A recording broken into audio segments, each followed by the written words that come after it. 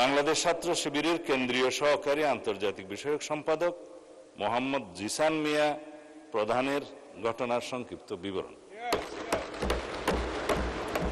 মাননীয় স্পিকার, উল্লেখিত বিষয়ে আমি মহান জাতীয় সংসদকে অবহিত করছি যে গত 11 জুন 2026 তারিখ রাত 8:30 কুমিল্লা জেলার দাউদকান্দি বাজার হতে বাংলাদেশ ছাত্র শিবিরের কেন্দ্রীয় নেতা, যার পদবি সহকারী আন্তর্জাতিক বিষয়ক সম্পাদক মোহাম্মদ জিসান মিয়া প্রধান নিখোঁজ মর্মে 12/6/2026 খ্রিস্টাব্দে দাউদকান্দি থানায় এসে তার পক্ষে মোহাম্মদ রাসেল আহমেদ, ঠিকানা স্থায়ী ও বর্তমান বীরবাগ গোয়ালি ইউনিয়ন বটেশ্বর থানা দাউদকান্দি জেলা কুমিল্লা, মোবাইল নম্বর বললাম না আছে, একটি নিখোঁজ জিডি করেন।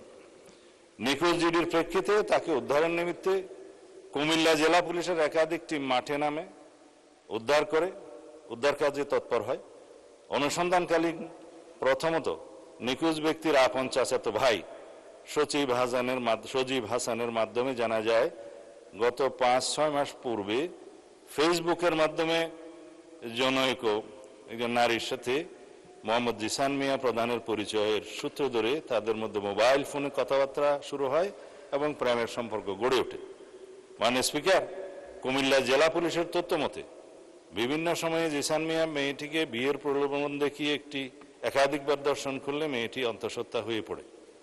এক পর্যায়ে জিসান মিয়া প্রধান ভিকটিম মেয়েটিকে জোরপূর্বক ভ্রূণ নষ্ট করার জন্য চাপ সৃষ্টি করতে থাকে এবং ভ্রূণ নষ্ট না করলে ভিকটিমকে মেরে ফেলার হুমকি প্রদান করে। তার এক পর্যায়ে ভিকটিম মেয়েটি জানের ভয়ে বাচ্চা নষ্ট করতে ভ্রূণ নষ্ট করতে রাজি হলে জিসান মিয়া প্রধান তার পূর্ব পরিচিত ও ঘনিষ্ঠ জনৈক সিকান্দর আলীর ওষুধের দোকান হতে ভ্রূণ নষ্ট করার ট্যাবলেট ক্রয় করে ভিকটিম মেয়েটিকে খাওয়ায়। 2-3 দিন পরে ভ্রূণ নষ্ট হওয়ায় ওষুধ সেবনের ফলে ভিকটিমের প্রচন্ড রক্তক্ষরণ শুরু হলে ভিকটিম নিজেই জিসানকে বিষয়টি জানায়। তখন জিসান তার আপন চাচাতো ভাই সজীবের মাধ্যমে পুনরায় একই ফার্মেসি হতে ওষুধ সংগ্রহ করে ভিকটিমের বাড়িতে পৌঁছে দেয়। ওষুধ সেবনের পর রক্তক্ষরণ বন্ধ হলে ভিকটিম জিসানকে বিয়ের জন্য চাপ সৃষ্টি করে। এক পর্যায়ে জিসান 12 জুন তারিখে রোজ শুক্রবার বিয়ে করতে সম্মতি জ্ঞাপন করে, কিন্তু গত 11 জুন তারিখ রাত 8:30 বিয়ে না করার টালবাহানায় জিসান নিজেই আত্মগোপন করে তার চাচাতো ভাই মোহাম্মদ রাসেল আহমদের মাধ্যমে দাউদকান্দি থানায় একটি নিখোঁজ জিডি করেন। নিখোঁজ জিডির অনুসন্ধানকালীন কুমিল্লা জেলার লাকসাম থানা এলাকায় স্থানীয় লোকজন ও লাকসাম থানা পুলিশের মাধ্যমে আত্মগোপনে থাকা জিসান মিয়া প্রধানকে উদ্ধার করা হয়। ভিকটিম মেয়েটিকে থানায় হাজির হয়ে মোহাম্মদ জিসান মিয়াকে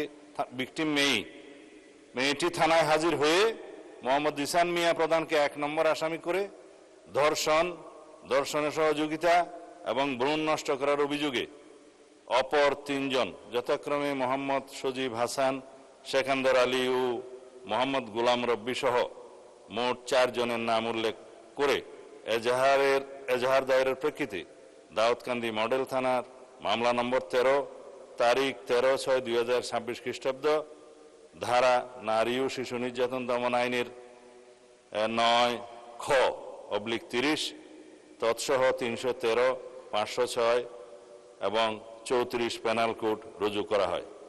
গত 13/6/2026 তারিখে এই অভিযুক্ত সজীব হাসান ও সিকান্দর আলী তাদেরকে গ্রেফতার করা হয়।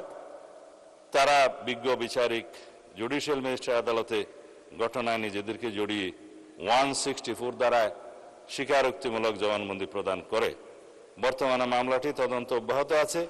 যেহেতু মাননীয় স্পিকার, এই বিষয়ে অনেকেই ভেরিফাইড ফেসবুক পেজে তার নিখোঁজের বিষয়টি অন্যভাবে বর্ণনা করে সরকারকে দায়ী করতে চেয়েছিল এবং প্রকৃত ঘটনা উদ্ঘাটনের পরে সেটা আমরা মনে করলাম এই ঘটনা জাতির সামনে প্রকাশ করা দরকার।